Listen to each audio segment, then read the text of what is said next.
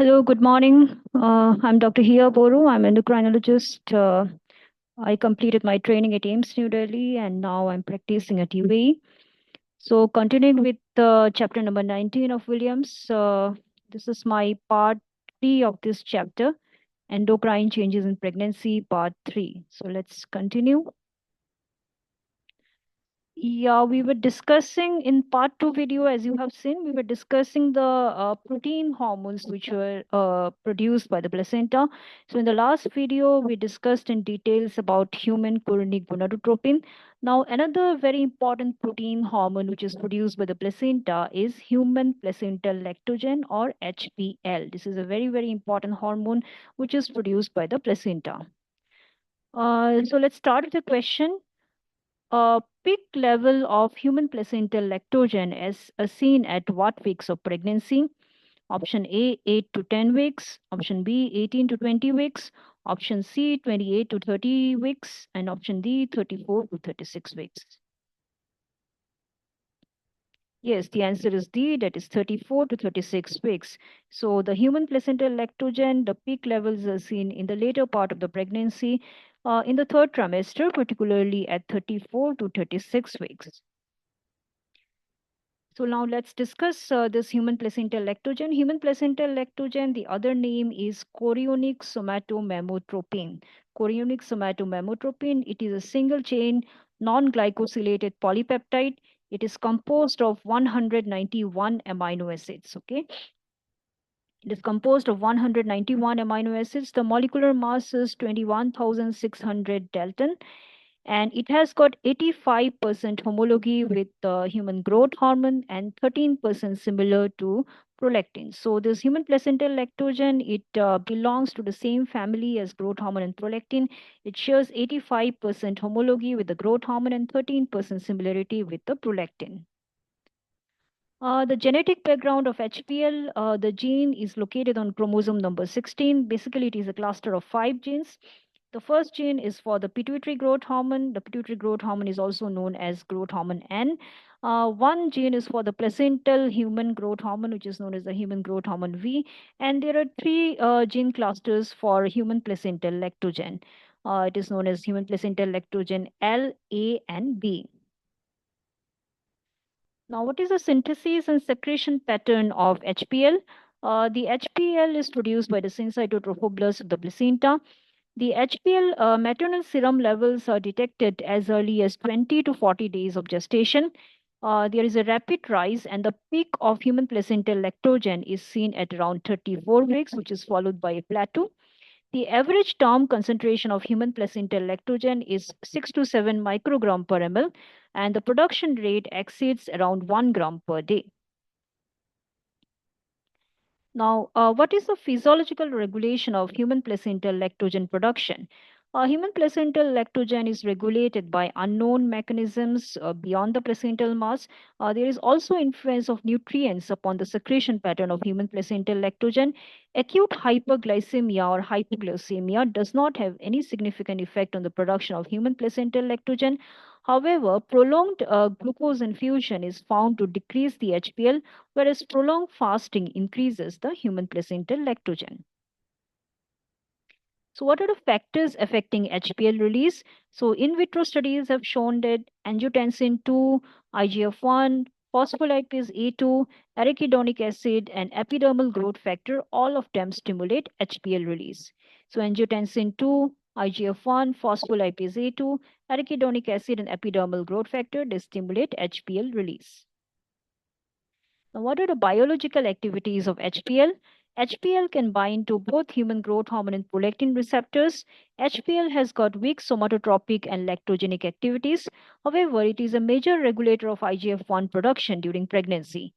HPL also stimulates insulin secretion and promotes insulin resistance. It has got diabetogenic factors.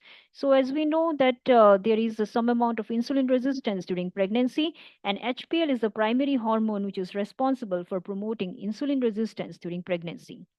In addition, HPL also causes lipolysis, increasing the production of free fatty acids.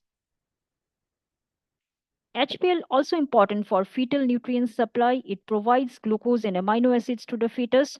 It also helps in maternal energy utilization.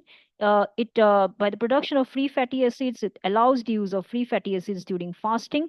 And HPL also helps in facilitation of glucose and amino acid transfer across the placenta.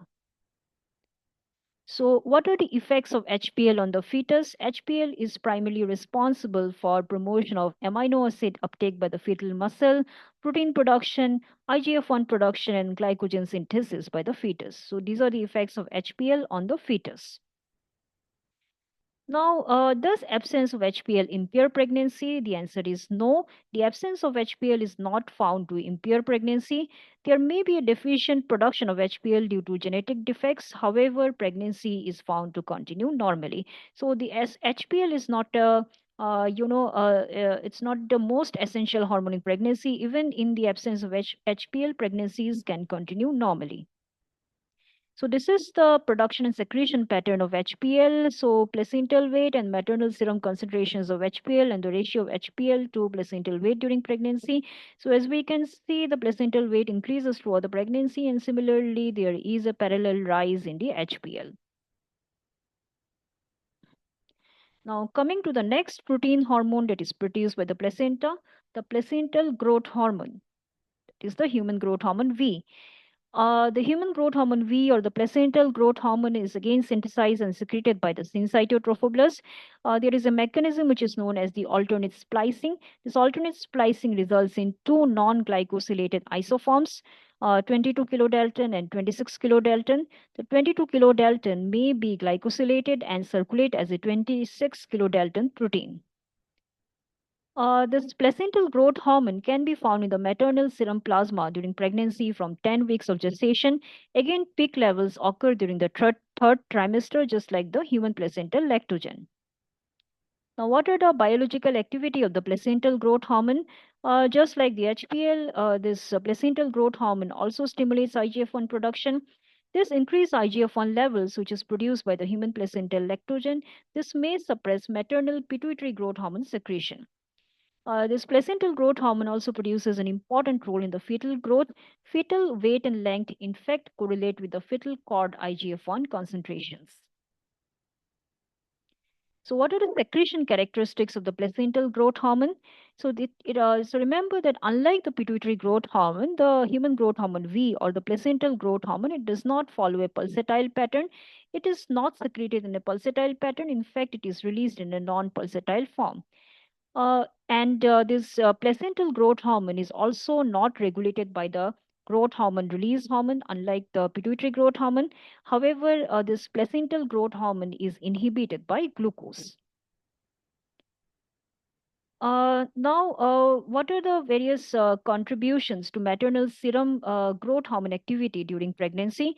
So, as we see at the composition at term is that 85% of the growth hormone activity in maternal serum is due to the placental growth hormone or human growth hormone V. Now, this may be asked in your entrance exams or in your exit exams. So, during the term pregnancy, 85% of the growth hormone activity is contributed by the placental growth hormone.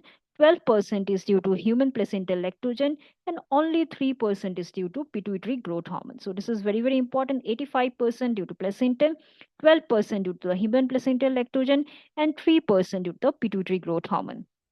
Now, what are the post-delivery changes? Within 48 hours of delivery, however, the maternal pituitary growth hormone secretion returns to normal. So again, this is important. Within just 48 hours of delivery, the maternal pituitary growth hormone secretion returns to normal. Now, another protein hormone that is secreted by the placenta is the human chorionic corticotropin. So, human chorionic corticotropin, it is again synthesized by the syncytiotropoblast. It is similar to ACTH, adrenocorticotrophic hormone. It can also produce other pro-pyomelanocortin-derived peptides like beta-lipoprotein, lipotropin, beta-endorphin, and alpha melanocyte stimulating hormone. What happens to the maternal serum concentrations of the human chorionic corticotropin ACTH? Both the HCC and the ACTH levels they rise as the pregnancy progresses. The free cortisol levels also rise during pregnancy as the pregnancy progresses. This may be due to the placental human chorionic corticotropin and also because of the pituitary ACTH production. Now, how is the human chorionic corticotrophin secretion regulated? It is stimulated by corticotrophin releasing hormone. CRH again is produced by both the cytotrophoblast and the syncytotrophoblast. Glucocorticoids and oxytocin also stimulate HCC release from the placental cultures. Now, what is the role of HCC in pregnancy? HCC contributes to the elevation of cortisol levels during pregnancy. Maternal ACTH concentrations are resistant to suppression after glucocorticoid administration, partly because of the placental HCC. So, if we administer glucocorticoid during pregnancy, the ACTH levels may not be suppressed. This is because of the production of placental human chorionic corticotropin. Okay, so that was about the protein hormones which are produced by the placenta. Now coming to the hypothalamic peptides which are produced by the placenta. So placenta is also responsible for producing various types of hypothalamic peptides. Number one is the GnRH or gonadotropin releasing hormone. This GnRH is secreted by the cytotrophoblast and the syncytotrophoblast. It has got the same chemical structure and biological activity as the hypothalamic GnRH. The placental and the serum GnRH levels they peak during the first trimester. So you may be asked at what weeks of pregnancy the GnRH levels are at its peak. So this again correlates with it actually parallels with the secretion of HCG production. So just like HCG, the placental and the serum GnRH levels they peak in the first trimester. So the levels of GnRH they correlate with the cytotrophoblast mass and also with the peak HCG concentrations.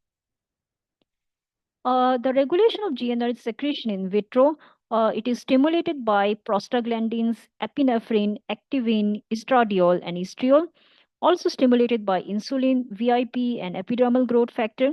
It is inhibited by inhibin, progesterone, kappa opiate, and mu opiate agonists.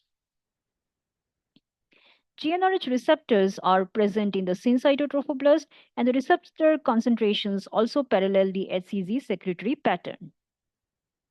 So, what are the functions of GnRH in pregnancy? So, functions as we know, GnRH stimulates HCG production in placental explants as well as in trophoblastic cells. Early to mid trimester placentas respond more to GnRH than the term trophoblasts. GnRH antagonist blocks this HCG stimulatory effect. GnRH also responsible for stimulating metalloproteinases in cytotrophoblasts, which is important for implantation. So the most important function is that GnRH stimulates HCG production, and GnRH also stimulates metalloproteinases, which is important for implantation. Now, another hypothalamic peptide which is produced by the placenta is CRH, corticotrophin releasing hormone. So, this corticotrophin releasing hormone, similarly like GnRH produced by cytotrophoblast and syncytotrophoblast, CRH is a 41 amino acid peptide which is identical to the hypothalamic CRH. CRH mRNA can be detected as early as 7 weeks of gestation. Levels remain low for the first 30 weeks and then they rise 20-fold in the final 5 weeks. So CRH circulates bound to a 37 kilodalton protein, reducing its biological activity. So all these hormones, particularly the stress hormones such as the CRH, ACTH, corticotrophin, cortisol, they rise during the later part of the pregnancy because they prepare the mother for the labor. And labor, as we know, is a stressful condition. So because of this, the stress hormones, they increase gradually throughout the last few weeks of pregnancy. Now, what is the regulation of CRH secretion? In vitro, it is stimulated by prostaglandins, norepinephrine, acetylcholine, oxytocin, neuropeptide Y, arginine vasopressin, angiotensin 2, and interleukin 1, and also glucocorticoids, and inhibited by progesterone and nitric oxide donors. Uh, CRH binding sites and effects. Placenta contains CRH binding sites. CRH addition to cultured placental cells also increases the production of human chorionic corticotrophin, beta endorphin, and alpha melanocyte stimulating hormone secretion. So, what is the role of CRH in labor and parturition? Before parturition, the CRH binding protein decreases by 50%. So, when the binding protein decreases, the free level or the active level of CRH increases. CRH stimulates prostaglandin synthesis, which is important for preparation for labor. This prostaglandin is secreted from the decidua, amnion, and the chorion, enhancing cervical ripening and myometrial contractility. So the CRH is very, very important for labor and parturition and for preparing the mother for delivery of the fetus. So what are the fetal effects of CRH? CRH helps in stimulating the fetal pituitary ACTH production. CRH also leads to increased fetal adrenal DHEA production and estriol synthesis. Last, another hypothalamic peptide which can be found in pregnancy is urocortin 1. Urocortin 1 is also secreted by syncytotrophoblasts and fetal membranes. Urocortin 1 is responsible for stimulating placental ACTH, prostaglandin E2, and activin secretion via the CRH receptor. Thank you very much, and we will continue with the remaining of the chapter in another video. Thank you.